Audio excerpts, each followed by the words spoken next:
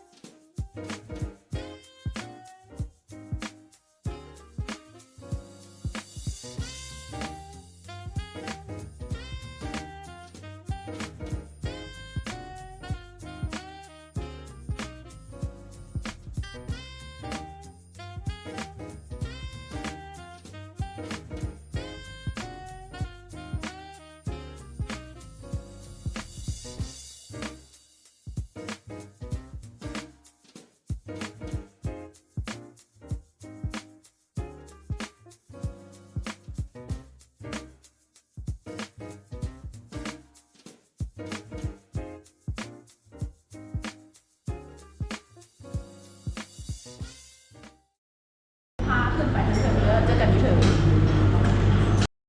วันนี้เราสิพาน้องสาวคุณยิงขึ้นไปกินข้าวอยู่เถิงนี่เพลงแพงไหมตอนนี้จะขึ้นมาถึงเป็นที่เฮียมฮอยแล้วตอนนี้กำลังทานน้องสาวบรรเลงอาหารของเราอยู่นั่งทานต่อไปบอกว่ายังไม่หิวนะอาหารก็กินบางหนึ่ง12 โมงครึ่ง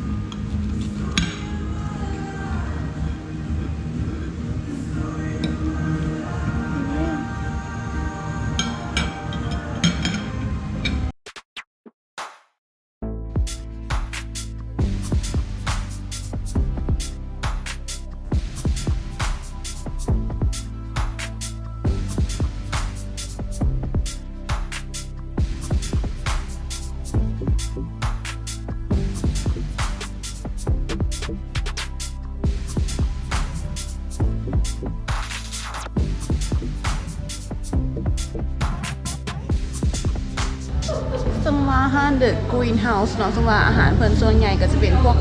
เฮลตี้ต่างๆเนาะเฮลตี้ฟู้ดแล้วก็จะเป็นพวกสไตล์วีแกนเนาะซึ่งว่าใครที่บ่กินเนื้อสัตว์อีกต่างๆก็สามารถมาห้างเพิ่นได้เนาะเพราะว่าอาหารนี่ก็เป็นชื่ออาหารที่ว่านี้มักมาอีกอาหารนึงเนาะในยามที่ dry age ก็สิถ้าสมมุติเฮ็ดอาหารคุยอีหยังบ่ทันกันนี่ก็สิแวะมากินอันนี้เป็นประจำ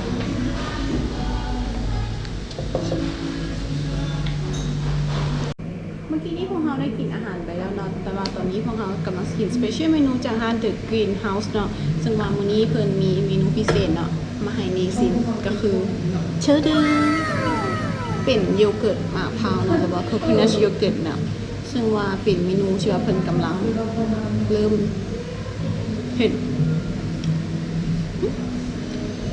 แค่มันจะเป็น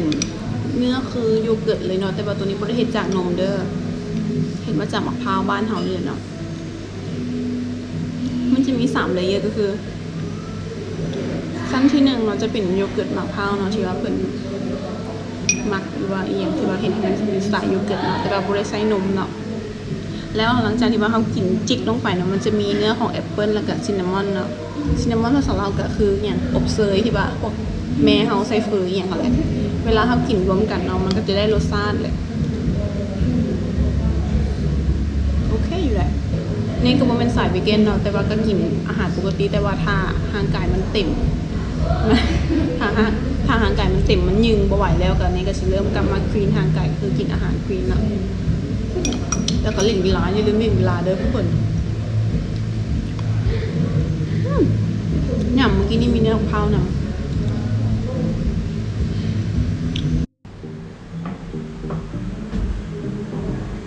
อันนี้ก็เป็นอีกมุมหนึ่งเนาะของห้างเพิ่น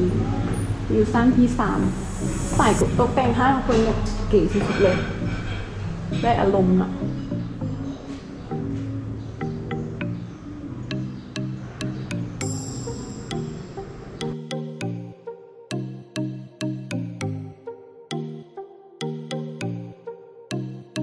สำหรับคอนเทนต์วันนี้เนก็สิได้ประมาณนี้เนาะก็ฝากทุกคนเนาะอย่าลืมกินอาหารที่มีประโยชน์เนาะแล้วก็อย่าลืมที่สำคัญสิ่งสำคัญอย่าลืมออกกำลังกายอย่างสม่ำเสมอเด้อเพราะว่าทั้งสองอย่างนี้ต้องเฮ็ดควบคู่กันไปเนาะเพราะว่าเขาจะได้มีร่างกายที่แข็งแรงเพื่อเชียร์อยู่กับคนที่เอาหักไปโดนๆเนาะสำหรับวันนี้เนก็ขอเซกดบายทุกคนไปก่อนเด้ออย่าลืมเนาะติดตามในคลิปหน้าเด้อบาย